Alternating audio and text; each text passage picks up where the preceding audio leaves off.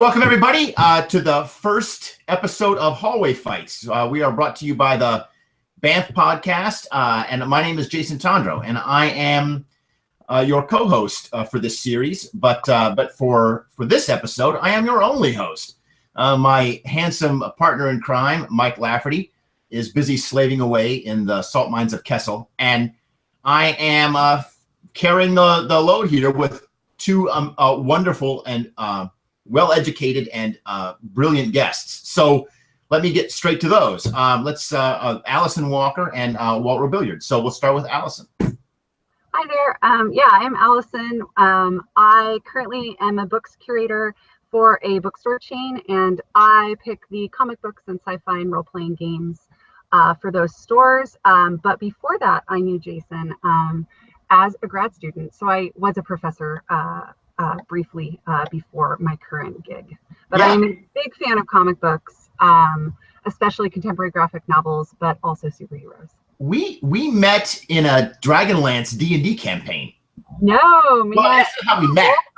We were in grad school together. We had our first grad class ever together. Yeah, we did. It's true. That's when I found out that you had an interest in like Dust Bowl literature. Yeah, well, I'm from Bakersfield, California originally, so you got to find out where you're from, about where you're from. So yeah, I love that. Actually, is someplace you could do like a Southern Bastards Dust Bowl thing. It could work really well. Yeah, I know, you're right. Well, anyway, so Alison is really up on a lot of the contemporary comics that are coming out these days because she has to be up on it for her job.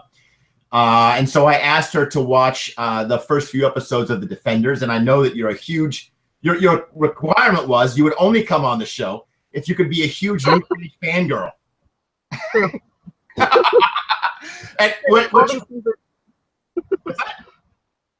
I said all these things are true. All these things are true. So I fully endorse this plan. So absolutely. And our hope with this show is to go back after we're done with The Defenders, go back and kind of chronologically work through the other Netflix Marvel shows. And so I would love to have you back to make little screen noises about Luke Cage when we get there. Yes. Okay. And then our third member for the roundtable today, Walt. Walt, why don't you introduce yourself and tell us what you do? Hi, Walt Robillard, the owner of Hazard Studio. We publish some role. Excuse me, my tongue is inoperable this morning. We publish the role-playing game Supers as well as other third-party role-playing game supplements. We often work with Fainting Goat Games, which is Colorado's salsa dance champion Mike Lafferty's imprint, who he will always say that he is only the champion of the Husky Caucasian division. But I've been in and around the RPG scene for quite a bit, but professionally since 2004. So, if you look during the D20 boom, you can see my name pop in and out for art and stuff like that. And you do a lot of your own podcasting with comics creators. I do. I have a probably an unhealthy love of indie comics, just because right around the time that I had gotten back from Iraq with the military, Civil War had just concluded. They were going into some other storylines. DC Comics were not really flying high on my radar, but it just seemed like comics in general felt stale. It just didn't. I didn't get that sense of excitement that I once got seeing Captain America lift his shield or watching Batman slink through a shadow. But the guys on the indie scene were doing some fantastic stuff, and it just blew my mind. It first started with Image, and then really started coming to the fore with some of the stuff that has come out in the last 4 or 5 years. A big shout to Mr. Andrew Lorenz of Canada, who produces stuff through his imprint S17. Really catapulted some of my first love of indies that you could get and actually own a PDF from.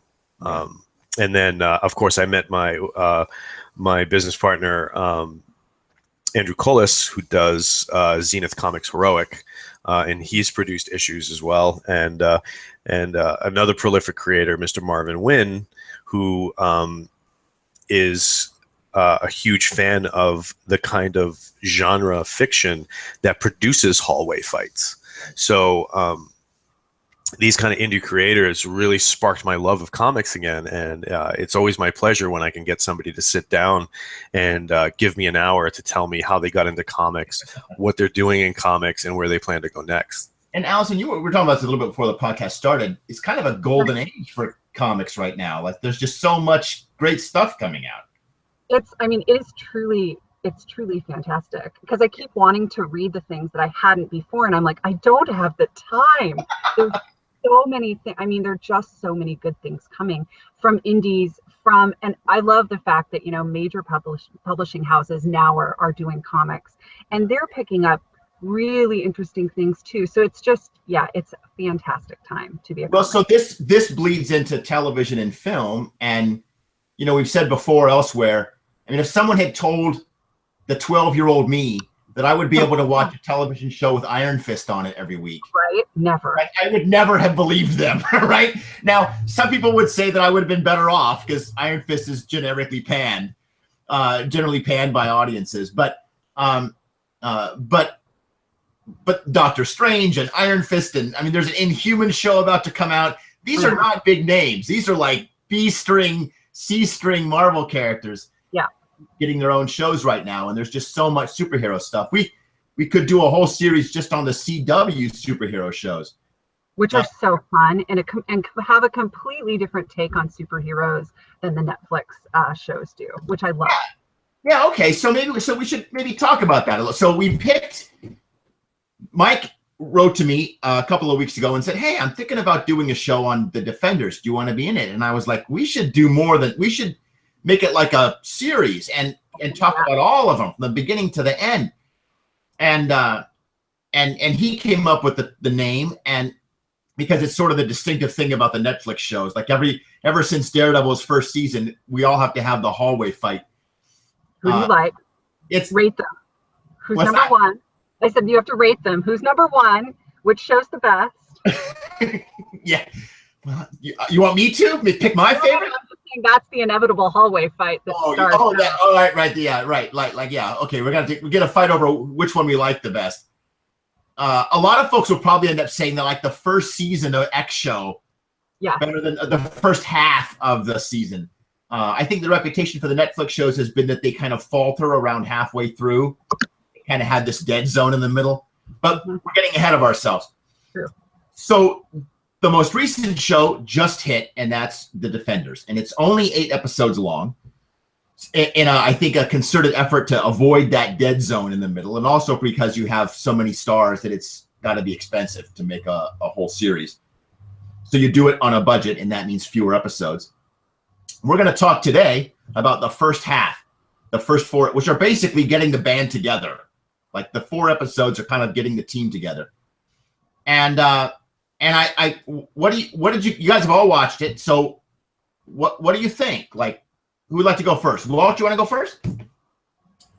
I can, but my grandfather would roll in his grave if I didn't allow the lady to take center stage. Oh man.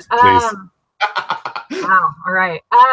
So I'm going to admit I watched the first 3 episodes. I had time to watch the 4th, but I watched the 2nd episode twice because it lost me. I got distracted, and my husband, who's watching them with me, and I started talking, and we turned back, and the episode was almost over. And so we were like, we need to watch this again, because I was so afraid I was going to miss something, especially with Sigourney Weaver. So that's why I've only watched the 3rd. Well, see, that's the research instincts in you to rewatch something over again. That's I know, and now I'm like, why did I do that? The 2nd episode was so the first 2 episodes for me. Yeah. I think. I'm hoping you guys will like them more than I did. So I'm coming at this show, I'll be honest, as a pop culture fan. Yeah. I have not read back Luke Cage, not that Jessica Jones has a lot of back, but or Iron Fist. I come at these characters through these TV shows by and large. Yeah. And the TV shows have caused me to go back and read mostly for Jessica Jones, the stuff that's just coming out, or most recently coming, the earlier stuff from the 2000s. So anyway, I come at it maybe differently. So the first 2 episodes, I was kind of just anticipating, and every time 2 of the characters would clash, I would be so happy, and I would just be giddy. And then, it would go back and I'd be like, okay, backstory. But the 3rd episode for me was it just made my heart sing. I absolutely loved Luke Cage and Iron Fist together. Yeah. And I thought that their kind of, what's the word I'm looking for? Untrustful distance between the 2 characters was just hilarious and lovely, and also very in character. Did you get that scene? Is it in 3 or in 4 when Luke is like, "I know privilege when I see it"? And oh no, wait, no, I don't know. I know that they had a little moment where I kind of squealed. It's when Colleen and oh, that's the 3rd one where Rosario Dawson says, you guys sort this out. Yeah. But if that's basically, he says everything I felt about Iron Fist. So exactly. Yeah. It made me very happy. Yeah. Honestly, I don't think that you're the wrong. You say, well, I haven't read all these comics and I'm coming from it as pop culture. I think that's the audience. I think that too. Yeah. The shows are made for you. And I think that you can see that because honestly, the television shows aren't particularly loyal to the comics. I mean, the fact that Jessica and Luke are not together is the biggest sign of that. I know, which in the comics is so cool, and I just want that to happen so badly. Oh, you do? I just think that their relationship is really interesting. So yeah, I was looking around on Facebook, and there were a lot of people who weren't comic book fans saying, should I watch The Defenders? Do I need to watch all the other things? People that I wouldn't have expected to, be interested in this were. And I love that like gateway. It's the gateway drug effect where I'm like, yes, have more people read comics. So, I mean, anything that will get people to do that and be, interested in these characters' backstory and then go pick up a comic is like, that's what I want. Now, there's been a lot of debate about how much comic sales really result from successful film and television. Like there's been a long history of Marvel and DC failing to sell Spider-Man comics when a new Spider-Man movie comes out, or X-Men or whatever. I know you were from what you read in your job working for this bookstore chain, are they actually pushing? Are comics numbers increasing because of the television shows? Is there actually a link there? Well, I mean, if you look at Publishers Weekly, which is, one of the big publications for the comic book sales are up year over year. Okay. But what I'm seeing as a big miss is when Luke Cage had his first show on Netflix, there was no comic that came out. And there was no new Jessica Jones when Jessica Jones came out. And I feel like that's a really big miss. Yeah. Because, pop culture moves so quickly. You really do need to have the things tied together. And the same with, watching Captain America, where the comic books are like years ahead of what the movie is. Yeah. And so I think it's hard for those people then to go back because there's not a lot of cross promotion between the world of the show and the comic book. Yeah. Someone goes and watches Captain America in Civil War, and then they pick up a comic and he's like evil fascist Captain America. Right, exactly. And they're like, who is this guy? Yeah, who is this guy? Well, what did you think about the show? I liked the first 3 episodes. One of the things that I really always enjoy in a comic and in a comic show is when they start personalizing aspects of of the media that necessarily wouldn't have personality. Like, for example, in the Luke Cage series, we discussed it the last time on the BAMF podcast. New York is front and center as a character. Yeah. So you get that sense of this is what Harlem looks like. This is what Harlem feel like. Yeah. And you get that sense again in in the first couple of episodes of The Defenders. But one of the things that I really enjoyed was that they gave each character, especially in the intro. Let's talk about the intro for a second when they're doing like the titles and the whatever. The Netflix shows starting from Daredevil have always had an amazing intro, no matter the series. And this was no different. And I just loved the fact that they superimposed a lot of maps and street maps, right? How cool was that? It was amazing. So the character becomes embodied as the city. Right? Yes. Daredevil is the city. Jessica Jones is the city. And each character gets their own signature color, which happens in the intro, but also happens through kind of like the series. If you look at when Jessica Jones walks in, everything is kind of faded and like tired. Her you see a lot of blues and it's so all forth. that dark blue, almost purple, almost but not quite purple. Yes, right? If it was yes. purple, it would be the Purple Man, and she's not. She's over the Purple Man, but she's still blue. Right? Yes, then you got Charlie Cox's section as Daredevil. Always has that haze to it, which really points to the way his powers work. If you have this radar sense and this ability, which they don't really go into in the show, they use it as more like his hearing and his senses are turned up to an X factor. But how in a city of that many people with so many different smells, and touches, and textures, how hazy must his sense of direction really be when you have all this input coming at you at the same time? And I think they play that really well in the scenes where it's just him, where everything has this hazed overlook. I'm kind of obsessed with the color in this show. Yes, because the Luke Cage yellow, the Iron Fist green, the Jessica Jones blue, and the Daredevil red it's a learning tool for watching the show. Like before you even see a character, you see that the screen is saturated yellow, and you're like, oh, okay, this is a Luke Cage scene, and it switches by color. So that and it's once I started to pay attention to the color, I couldn't stop looking at it. Like everywhere they go, everything was yellow. Like the signs are yellow. There's yellow street lights everywhere. The yellow crosswalks. Everything is like super yellow. And then it all stops and it all switches to green and we get an Iron Fist scene, And you can imagine the writers thinking, okay, we've got these 4 different storylines, each with supporting cast characters. How are we going to help the audience keep track of who is coming up next? Like what scene is this? And we do it with color. Jim's not here, but he would say at this point, he made this observation. It's like a different art team drawing. Each exactly. Right. And then when they all get together at the Chinese restaurant, all of the colors are in the menu, right? So that the Dragon Rest is all green and yellow and red, and inside the restaurant is all the blue, or it's all red and green and yellow until the earthquake makes everybody realize something weird is going on, and then suddenly the screen is flashing all 4 colors from police lights. And my favorite too is when Elektra shows up.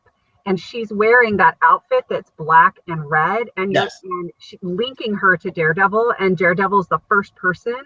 Everybody thinks the fight's over, and he says, "Wait." And you have this moment where you're like, "Oh, of course, you're the one who notices Elektra." That moment for me was one of the most interesting, where their colors mirror, and she's I loved that. Yeah. The design I found very interesting, and you're bringing up Elektra. So before I get into this, what do you guys think of Elektra? Allison, what do you think of Elektra?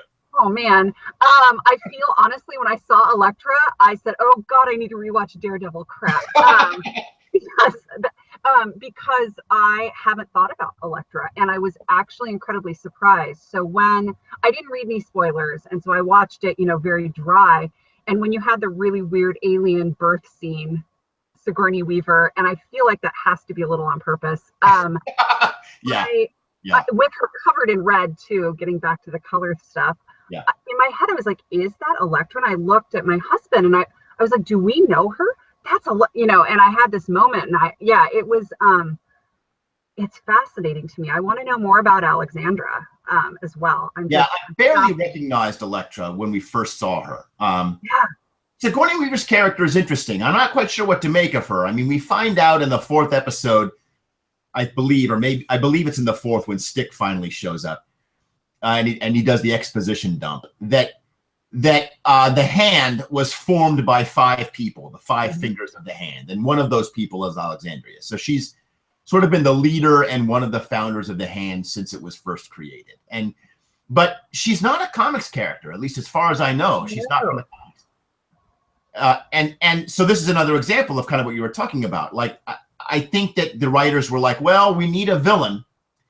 The villain needs to be the founder of the hand. Yeah, and and we need we need a performer who brings the gravitas that we want. Right? So we hire Sigourney Weaver because she's Sigourney effing Weaver. Yeah. And her outfits in the show are impeccably amazing too. She was white, all in white for like the first couple of episodes. And then it started to get a little bit different. It started to get like green and scaly and all kinds of weird textures. Yeah. Yeah. And then there's a moment where she almost gives Elektra that white scarf she has. And anyway. The way that the set and the costumes and the colors are working, I just think is so smart. Yeah. Like, well, impressions of Elektra. Like, what do you think about this character going in? For the second Daredevil series, I really enjoyed the choice of actress. I think she brought a lot of presence to the role.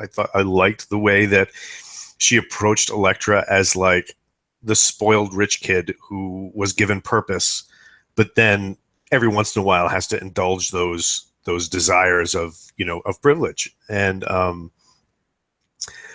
I think that going into this, you get a sense of how strong their relationship was at one point, because even though who she was as a person is supposed to be eradicated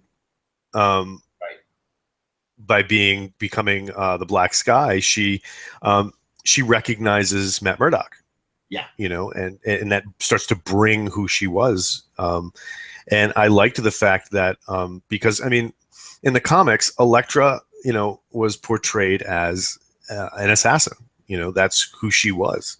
And you really don't get that sense of it in the first iteration of her in Daredevil because she was part of the chase, And as she goes now, you guys have seen the first 4 episodes? I watched the first 4. Allison's seen 3. Okay, I've seen the whole thing. Go past 4. We'll have you back. Nope. Spoil the last half for us. But I think as this goes through, and as you guys start to progress from middle toward going toward the 9th inning, you start to get more of that sense of who Elektra becomes, and there are some very, very clever hints to storylines that are so subtle that I almost missed them, and I'm a huge Daredevil fan. So, so I'm like a card-carrying member of the Karen Page fan club, right? So watching the second season of Daredevil was honestly painful to me. I wanted this woman to go die in a fire. Like because she was so ruining like Matt's relationship with Karen, and I got so emotionally invested in that relationship from the first season. I mean, they did a really good job on me. They totally worked me over, And I was really invested in Matt and Karen, and then when Elektra shows up, and I'm like, no, run from her, you stupid son of a bitch. So I mean, I absolutely agree with what you guys are saying about the actress. I thought she did an amazing job, and I thought that it was well written. But I am so rooting for her to lose. I can't even tell you. Now, while we're on that whole plane, can we just agree that the most powerful presence in all these Netflix films, right, the one that truly dominates the screen every time we see them, is Foggy Nelson?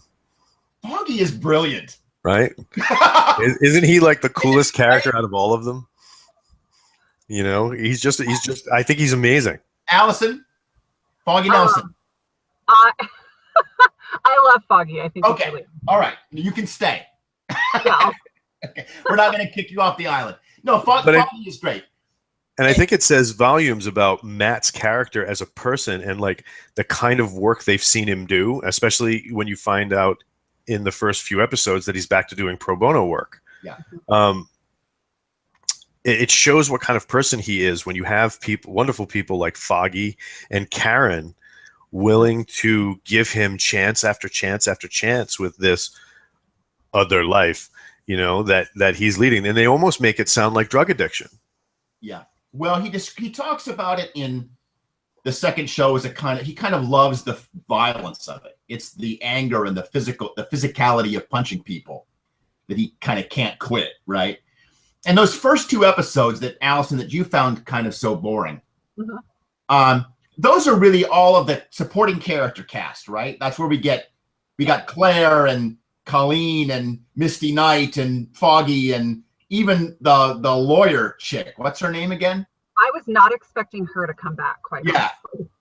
She's got to come back. There's got to be more for them, but they're kind of only in the first 2 episodes, and it's all the supporting cast members, which to some extent was probably done just because fans are going to they want to see the supporting cast.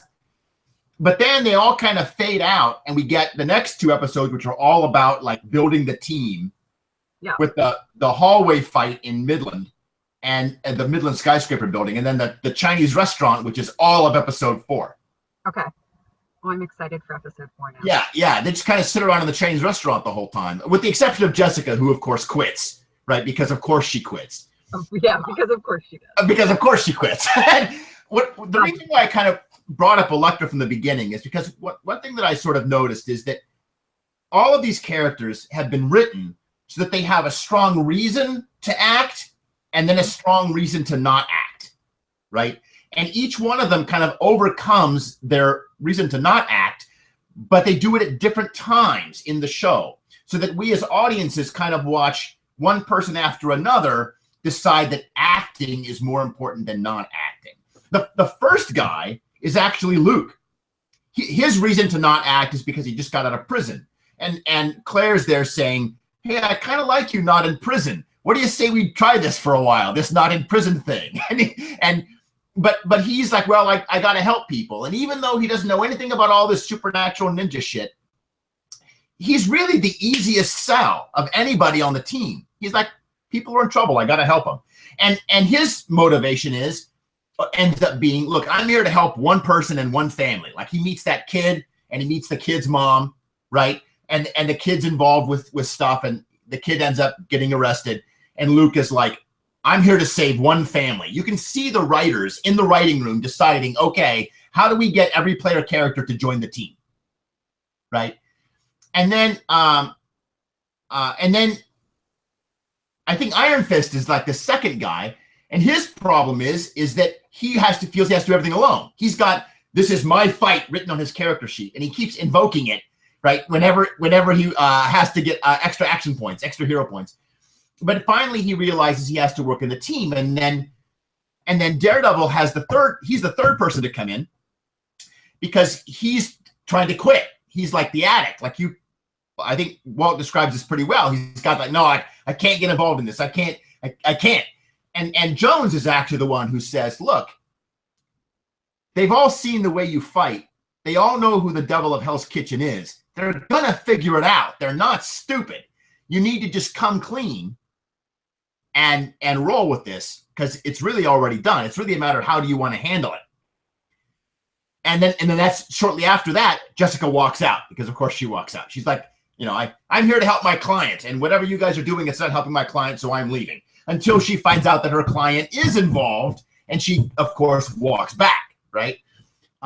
So it's really interesting. Over the course of 4 episodes, each of the characters kind of buys in, but they do it one after another sequentially so that we have a 4-episode team building exercise going on behalf of the writers. I was all over the organizing structure of this show as I was watching it. I was blocking it out, outlining it on the writer's wall in my head. I think you're right. Oh, sorry, I'm getting horrible feedback. Oh well. It really takes care of some of the issues that were present in Daredevil, where you had this lull in the middle of the series. Yeah. Because with this kind of like building up of this arc, you never have that moment where you're like, all right, we fought the first bad guy, the show's over, but wait, there's another bad guy. So you don't have that moment, which is for this type of show is wonderful, because it would just be sad if you had 4 or 5 episodes where you're not using these characters well. Yeah. Like if the team had gotten together in episode 2, they'd have to reduce tension by episode 4, and there'd be this kind of well in the middle before they built back up. And we're like, no, fuck that. We don't want that. Instead, they extend the buildup, and then it's just, I think, and Walt can tell me if I'm right on this, but isn't it like the whole show kind of all takes place over just a couple of days? Yeah, over the course of a week. Yeah. So, but going back to the each person in sequence finding a reason and finding not a reason, that actual insight into the characters gets played over and over again as you continue through to the full 8 episodes, and you're going to see those kind of choices keep coming back in, which is really interesting, because usually once the characters all buy in, they'll grab their swords, shields, torches, pitchforks, and go and assault the mountain or whatever it is, but in this, there's a constant idea that they have to keep making this evaluation as they go, because the situation isn't always black and white. Yeah. There was a criticism that this is one of the problems maybe for the show is that maybe it has been produced in some amount of haste. Maybe it was written a bit too quickly, because some of the characters seem really inconsistent. Like, let's pick on Danny for a minute, because he's kind of an easy target. Like, on the one hand, you have the scenes in the restaurant where he's kind of the happy guy. He's like stuffing wontons in his mouth and like, hey, I got to eat a lot to build up my chi. And he's making jokes and kind of talking about the group as like, hey, we should form a team. And everyone else is like, oh, that's bullshit. And then 20 minutes later or 20 minutes previous, he's all super serious. I'm traumatized by my parents' death. And no one can decide if he's the happy-go-lucky guy who's content with who he is as Iron Fist, or if he's this kind of walking trauma factory. And he kind of waffles back and forth. And we see this with some of the other characters, although I think to a lesser degree. What do you guys think about how these characters are handled? Are they consistent? Well, if you look at guys like Danny Rand, this is a guy who's just been thrust back into the public spotlight. Yeah. He doesn't have a lot of exposure to friends that aren't monks, who know everything about him. The only person he's had to deal with on a regular basis is Colleen Wing, and who is in essence a monk herself, an ascetic. So here he is now in this room full of people who now are suggesting they form a team. And do you show these perfect strangers your trauma, or do you play it off? I'm the cool billionaire. Oh, there you go. So maybe there's a little bit of performance there on the part of Danny. Like, yeah, I can see that. I mean, and it plays very well with Luke Cage when they're sitting in the restaurant, and he's like, "Man, how can you eat at a time like this?" And he's like, "Well, forming the fist uses a lot of energy." He's like, "I got to keep my energy up," and he stuffs another pork roll down there. Well, see this bit, Allison. You'll see this bit when he like offers Luke the last pot sticker, and it's part of that bonding. All of us as comic fans, we all know that it's geeking out badly. What's that? We were geeking out very badly. Totally geeking out. Yeah, it was like there's such a bromance. Like we got to get there, but we have to get there. We're not there yet, but we got to get there. And I think that, like you said, Alison, there's a scene where Luke just plain reads the white privilege riot act to Danny, and that scene ends with Danny sort of acknowledging silently that Luke is right. I thought that was really important to me too, because there was so much press about Iron Fist. Yeah. And so and this is one of the reasons why I like the Netflix shows, is because they learned, I feel like they take on a lot of what people say about them, which is, you know, they had the lull, and so the Defenders doesn't have that lull.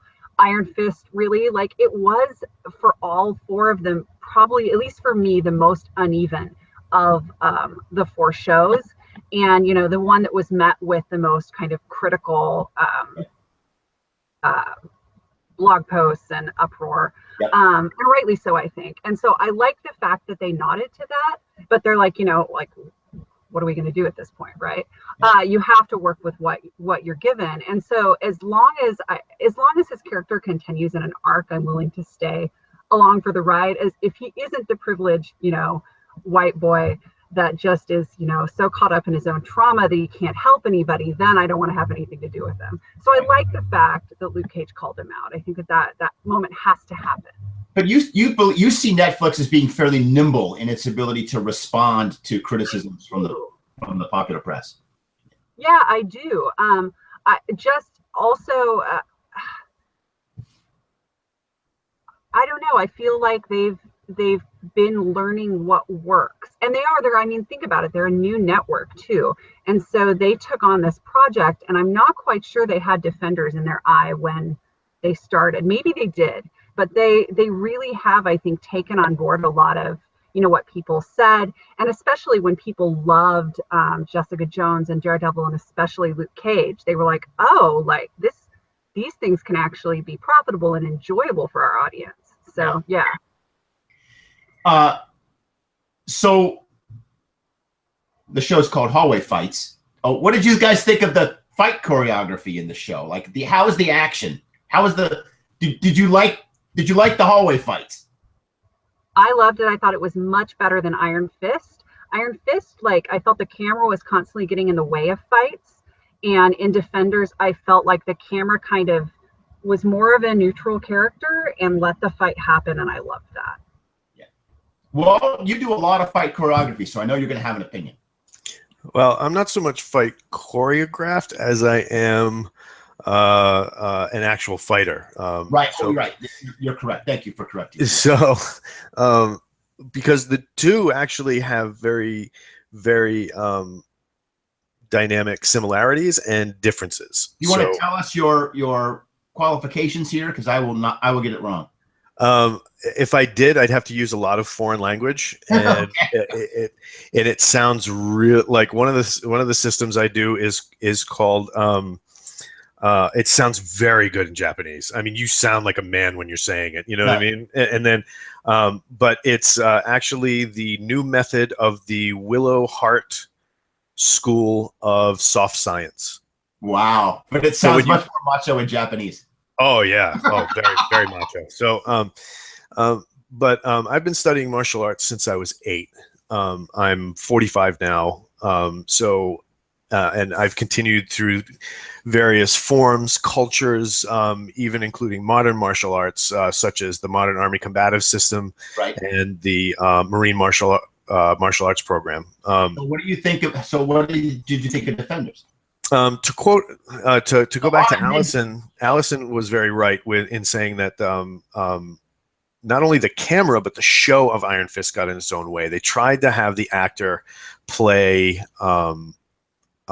a kung fu expert who had been trained from an early age to move in a certain way. And the times that they did use a stunt double was good, but they didn't use him enough. They tried to get the actor to do that because at the time that this was, that Iron Fist came out, John Wick had just dropped. Yes. Not a year before. And everybody was so impressed with Keanu Reeves, who, prior to the film, spent a year training, and that's all he did. Well, Reeves has a long history of training for martial arts movies. I mean, the Matrix films alone make him, Tai Chi Master, stuff like that. So I think Defenders takes some of that back because the Daredevil fight choreography was brutal and it was acrobatic, which is he's supposed to be in the comics. And it combined those two things very, very well. And I think Luke Cage wasn't isn't a martial artist. He's more like a boxer and a competitive fighter. So he has that raw talent that mixes with his strength very, very well. Jessica Jones, same thing. She's superhumanly strong, and she uses that to her advantage. Now, I have to say, one of the funniest bits in this show so far, because I was laughing out, was when Danny is trying to punch Luke, like just punching and kicking and doing like all of these fancy moves, and that was pretty hilarious. You know, and that goes back to the same thing as back to Iron Fist, and it's one of the troubles where you have fight choreographers that might be looking at comics, but not necessarily looking at what those comics are supposed to portray. We actually did on the Banff podcast, Chuck Rice and a couple of other guys got together with me, and we discussed martial arts and comics and how they are very lackluster, because 99% of the time, the artists who are depicting this level of choreographed violence don't understand what they're supposed to look like or move like, or even understand why they do certain things. I remember a lot of this, when this happens in comics, it can often be really attached to a particular artist. Like I remember, this is not martial arts, but it's kind of a similar thing. When Larry Hama came on to draw Punisher, and Hama was a vet and he knew these guns like nobody else. And so suddenly every time the Punisher picked up a pistol, it wasn't just a generic pistol. It was a particular model of a particular gun, and Hama knew exactly what kind of gun it was. And the unique characteristics of that equipment became plot points in the story. And I remember reading Denny O'Neil's Question, a DC comic, and I think Dennis Cohen was the artist on that book. This is back, I'm dating myself now. I think this is like early 90s, late 80s, early 90s. And Cohen was a practicing martial artist, and I remember showing it to a friend of mine who did karate. He's like, wow, he's actually balanced. Like that pose is actually a real martial arts pose. And a lot of times us ignorant readers, we don't get it. There's an authenticity to the book, but we're so conditioned by cinema to think what martial arts is supposed to look like because we've watched John Wick or whatever.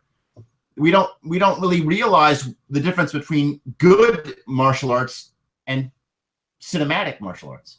You know? Right. And the thing about cinema, when you bring martial arts to the cinema, is you want the audience to see what they're doing.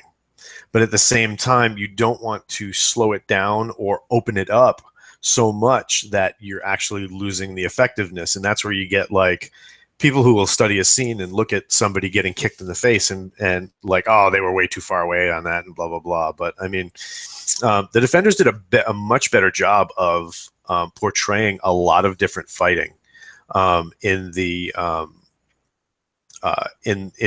actual show. And you can see that they've gone back and answer, like Alison was saying, in answer to the fans saying, hey, this sucked or this was great. They started incorporating that, and you're seeing a lot of better stuff. And the actor who plays Danny is doing a better job with the kung fu.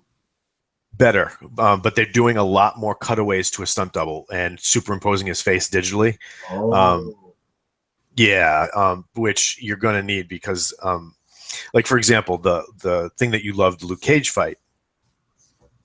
So somebody who's trained in the martial arts that he's supposed to be trained in, one of those martial arts is called Shui Jiao. It's a type of Chinese wrestling. And hold on, Walt. Yeah. We just got warning that Allison's computer's about to die. So I want to hold on and make sure that she has a chance to say any sort of final or parting thoughts about the show. Absolutely. No parting thoughts, just an apology that I'm doing this in my car because my house is under construction. Well, we're going to have you back, okay? If you'd like to come back, we would really like to have you back. I would, and I promise I will be in a normal office with a plug and not my car. I go where I'm needed when I'm needed. So well, we're lucky to have you, everybody. So thank you, Alison Walker, everyone. And we'll have her back when we get to Luke Cage, and sooner if we can. Thank you for your help and good luck in there. Bye. Cheers. So, Walt, carry on. You were talking about a particular martial arts style. So this Chinese wrestling, they do a lot of off balancing, and I think that Danny would have off-balanced Luke, caused him to move or step in a certain way, and then taking advantage of that lack of structure to push him down. Because I don't know about you, but I know that when I do a particular movement at somebody, when I'm approaching somebody and entering their personal space in a way that is most uncomfortable for them, right? If I throw two techniques and neither one work, my next thing is going to be to circle around to a point where it's going to force you to turn. That's going to give me a half breath to see what your movement is like. Because if the first two things I did nothing, I have to change my game. Yeah. You know, I honestly think that whole scene was really just there for all the people that thought Iron Fist sucks. It was there so that all those people could laugh and say, see, I told you Iron Fist sucks. But then all the people that like Iron Fist wait for the punch, right? Because we know the punch is good. There's only one way that scene can end, with Iron Fist punching him and ending the scene. So I thought it was a kind of a comedic recognition of the critiques of the show, while at the same time kind of saying, but we want to do better. We want to do better, and give us a chance, and we'll win you over. And I am so waiting for him to get to the stage of like Living Weapon, the comics Living Weapon, where he is just a wrecking ball, a human wrecking ball. I had not read a lot of those, the Immortal Iron Fist, and a lot of the Brubaker. I think it was Brubaker, wasn't it? I had not read a lot of Brubaker's Iron Fist work, and so after I watched the first series, the Iron Fist series, I went back and I read a lot of it again, and there is so much good shit in there. Like, there is just the whole kind of fantastic kung fu action stuff, along with the amazingness of it, like just the sheer bananas factor of all the crazy stuff that's going on. And it didn't hurt that they brought in Amazing Man, that they have a character, the Prince of Orphans, who is Marvel's riff on the public domain character Amazing Man, right? Who I also riffed on when I made Amazing Woman for the Supervillain Handbook. On sale now from on sale now. I mean, I blatantly stole the Jaw Snapper and Twilight straight out of Brubaker's book and made it a stunt for Amazing Woman, you know. So when I read that book, and I was like, man, I just wish, so much good stuff. But then I think a lot of the writers that came along later and took over Iron Fist after Brubaker left, I think they kind of squandered a lot of that stuff, frankly. I think a lot of the original and really creative ideas Brubaker had going were kind of wasted, either ignored or outright deconstructed. Now, are you reading his new title? Is this the one with the Iron Fists with the with the little kid? I haven't read it yet. I mean, I'm really eager to read it, but I haven't read it. The art style's fun. It's like very cartoony. It's fun. Yeah, well, that's good. See, and that's part of what Alison was talking about, the fact that a lot of these comics publishers are starting to get onto the idea. This is in contrast to when you were coming back and you were talking about Civil War, and all these characters were kind of so routine, boring, and kind of alienated from you, and you didn't want to read them. And you might still not, but I think what we're seeing from people like Marvel and DC is an attempt to find an audience that does want to read, and a lot of those audiences are kids. Yeah, absolutely. We get books like Iron Fists, or we get the Ms. Marvel book, which is directed very much at teenage girls. Super Sons. Oh, great choice. Yes, great example. Yes, exactly. Yeah, cool. I got to turn in my Marvel fan card, I guess, because a lot of DC lately. Well. Anyway, so what did we miss? We didn't really talk about Alexandria much, but I know you've seen to the end, and I don't want to ask you any questions because you'll. What did you think of? I can't remember what episode he shows up in. What did you think of Kamakuri, the second finger of the hand, the Japanese guy? Well, okay, so he only speaks in Japanese. I've only seen him in one scene. All right. Yeah. I haven't seen him fight. He shows up when he's butchering a bear. Yes, an endangered animal. And he's taking this bear apart, and with the punchline is you don't like to get your hands dirty, he says, as he's taking his bloody hands out of this corpse. Obviously being set up as somebody who's really scary. the fourth episode ends with Elektra facing off against all four of them in this kind of cheesy superhero lineup move. I wanted to hear like an anime theme, but and I don't know really what's up with Sigourney Weaver. We saw her do a couple of moves on Elektra when Elektra comes out of the birthing chamber, but it's really hard, I think, for me personally, for me to take Sigourney Weaver serious as a physical threat. But I mean, not because she's not a kick-ass, but it's just she's an old woman now, and that sounds really terrible. But they did it with Gao. They had the same problem with Gao, the little short Chinese woman who they totally sold me on making her a scary threat. So if they did it with Gao, they can do it with Sigourney Weaver. Absolutely. Got all that additional gravitas to bring. So, now, what did you think of some of the criticism? And I know I saw it first on your Face Space feed, yes, where you were talking about how they were coming together like a 4th edition D&D party. Well, yeah. So this is sort of my Facebook joke that the Defenders is one tank, one DPS, one controller, and one player who says, "I'm a role player. My character has a dysfunctional build on purpose." So those, of course, being Luke Cage as the tank, Iron Fist, who's got one job, and that's punching you with his magic fist. And I call Daredevil a controller. Now, this seems like a weird description for a character like this, who's basically a martial artist. But he's but in the sense of a street level low tech game with low levels of powers, Daredevil's signature move is, and I was very gratified to see him do it in his very first fight scene in the series, is to turn off the lights and make you fight him in the dark, right? So the first thing he does when he finally jumps into action after the earthquake is he throws like a gun or something to knock out the lights and fight the punks in the street. If you turn out the lights and make people fight you in the dark so that you can fight them better, that's a classic controller move. That is to say, you're a character who triumphs not by fighting all the guys at once, but by fighting them a little bit at a time in a situation that's to your advantage, right? Now, the high power version of this is mind controlling someone or entangling them or putting them in illusions or whatever so that you only have to fight 2 of them instead of all 4. But Daredevil is constantly disarming people, tripping them up with his billy clubs, or turning out the lights and stuff. So he was my controller. And then that leaves Jessica Jones, whose player is like, fuck it, I don't need a build. I'm going to be strong and tough, and then I'm just going to be a functioning alcoholic. Which is backs up something that I've long believed about superhero stories, and that is that your powers are almost completely irrelevant. A lot of characters, a lot of players, when they make a superhero, they can't buy into this. They're like, no, I gotta have a unique superpower that nobody else has ever had, and I've got to be, this kind of unique snowflake.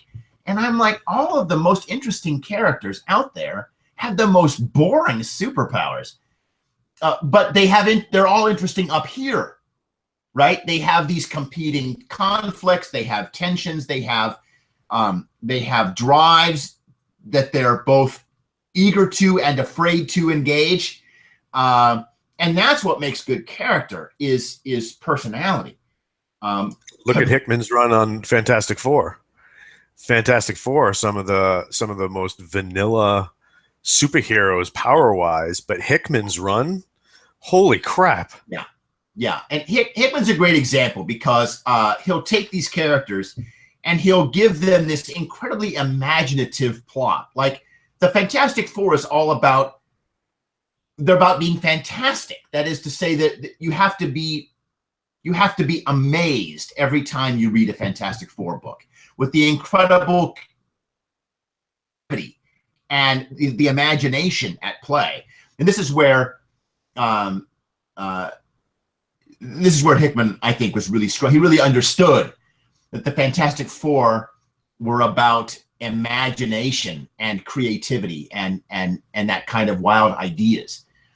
Even though the characters themselves, their powers, you know, are just about, like you said, just about as vanilla as you can get. You know, like you got a guy who turns on fire. That's not exactly not exactly something to write home about, you know, as far as creativity goes. And I think that's what the Defenders does really well with these characters, because if you take away their powers, these characters are all people with varying levels of guilt. And how do I deal with the guilt and still come out the other side a good person? There's a very strong impulse in superhero narratives today, at least on the big screen and on television and film, to make non-heroes, to make characters who insist they are not heroes. In fact, it's gotten so bad that if a character actually says, I want to be a hero, we actually look down on him for that, and we don't take him seriously. And the show lampoons that when Patsy is talking to Jessica. It's like, you're an actual, and she's like, don't say it. I'm not even listening. And Patsy says, you're an actual superhero now. Like, and Matt, I think at one point even says, you know, I never asked for that title. I didn't ask to be called that.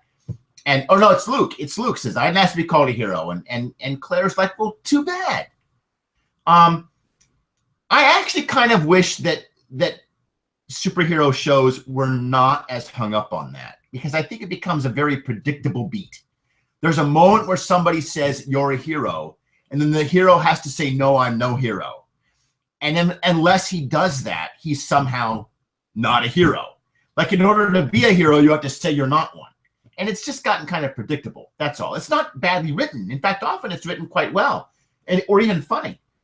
But it's a little bit too predictable to me. I was actually at a restaurant some time ago, and somebody had walked up to a soldier who had just gotten back from deployment. Yeah. And I was just grabbing lunch real quick, and obviously they had just gotten done with the airport, and they were just grabbing some food real quick that wasn't airport food. And this kid looks at the soldier and says, are you a hero? And he's like, my uncle was a superhero. And he's like, and you know, and talking about like how her uncle was a soldier and stuff, and how she saw him as a hero. And the guy had the best line. He had to be no older than 22, 23, but the wisdom that this kid dropped was amazing. He says, I can't control the way people see me. I can only control the way I see myself. And he's like, and I see myself saying, thank you, sweetie. I really appreciate that. This came from a 22-year-old kid. And I'm just like, wow, man, rock that. That was fantastic. Nice. Yeah, good. All right. Well, listen, on that note, why don't we wrap up for today? Everybody, I'm Jason Tondro. I'm one of your hosts for Hallway Fights. My colleague here today was Walt Robillard, and a frequent podcaster on Banff and with his own podcast as well. We were also joined by Alison Walker, who... Any relation to Patsy? They are related only in their shared coolness factor. Right on. Yeah.